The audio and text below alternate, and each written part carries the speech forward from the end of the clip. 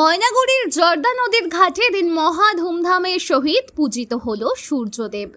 এদিন দুপুর থেকেই ছট ব্রতীরা পুজো দেওয়ার জন্য ডালা সাজিয়ে নদীর ঘাটে আসেন এবং স্নান সেরে সূর্য দেবতার পুজো করেন। অনেককে আবার লক্ষ্য করা যায় তারা দণ্ডি খেটে আসছেন সূর্য দেবতার পুজো করার জন্য, কারণ তাদের বিভিন্ন বিষয় নিয়ে মানত করা আছে সূর্যদেবের কাছে। এদিন ময়নাগুড়ি ক্লাসিক 5 স্টার পুজো কমিটির পক্ষ থেকে ঘাটে সূর্য দেবতার পুজোর আয়োজন করা হয়।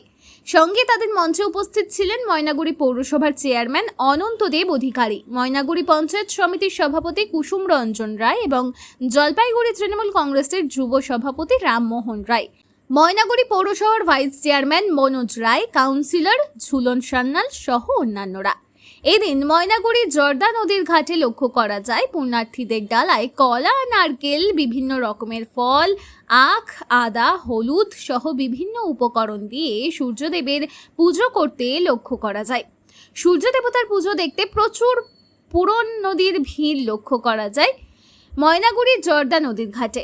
এই বিষয়ে জলপাইগুড়ির ডিএসপি ক্রাইম শান্তিনাথ পাঁজা বলেন, ছট পুজো উপলক্ষে প্রচুর পুলিশ মোতায়েন করা হয়েছে যাতে করে কোনো রকম অপ্রীতিকর ঘটনা না ঘটে, সেই সঙ্গে জলে যাতে কেউ না পড়ে যায় সেদিকেও লক্ষ্য রাখছেন সিভিল ডিফেন্সের কর্মীরা।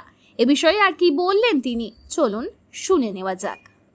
ছট পূজা উপলক্ষে পুলিশে কি ব্যবস্থা নেওয়া হয়েছে? ছট পূজা উপলক্ষে আমাদের যেখানে জলের শেষ হচ্ছে মানে নদীর ধারটা, ওখানে ডেঞ্জার জোন হিসেবে বাঁশের ব্যারিকেড করে ওখানে কিছু চিহ্ন করা আছে।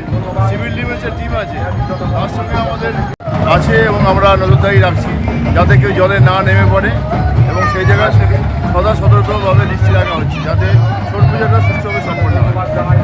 সিভিল ডিফেন্সের তো এমনি আছে কর্মীরা? সিভিল ডিফেন্স আছে সমস্ত দপ্তরই আমাদের আছে, আমাদের থানা থেকে শুরু করে আমাদের বিডিও, আমাদের ব্লক প্রশাসন, আমাদের মিউনিসিপ্যালিটি, থানা এবং জেলা প্রশাসন, সবাই পুলিশ প্রশাসন সবাই কাঁধে কাঁধ মিলিয়ে কাজটা করা হবে যাতে সুষ্ঠুভাবে কাজটা সম্পন্ন হবে। ধন্যবাদ। আমার নাম সঞ্জয় ভাস্কর, ক্লাসিক 5 স্টার ইউনিটের একজন সদস্য। বললাম এই যে পুজো, ছট পূজা, আজকে কি অনুষ্ঠান হচ্ছে তোমাদের এবং কালকে কি থাকবে? আজকে যেটা হচ্ছে এটাকে বলে বিকাল ঘাট।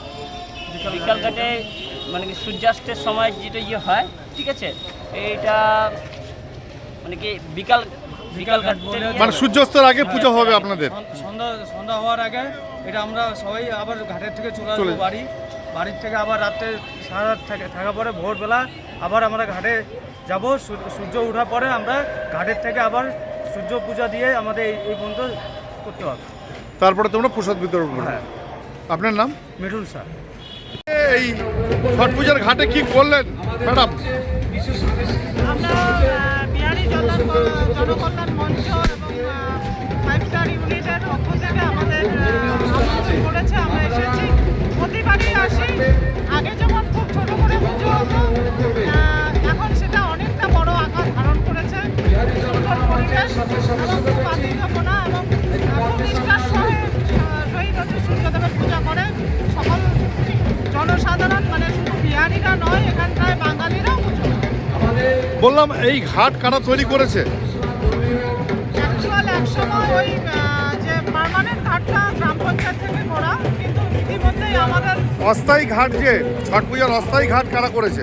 অস্থায়ী ঘাট পৌরসভা এবং সম্ভবত এসডিডিএ সহযোগিতা করেছে।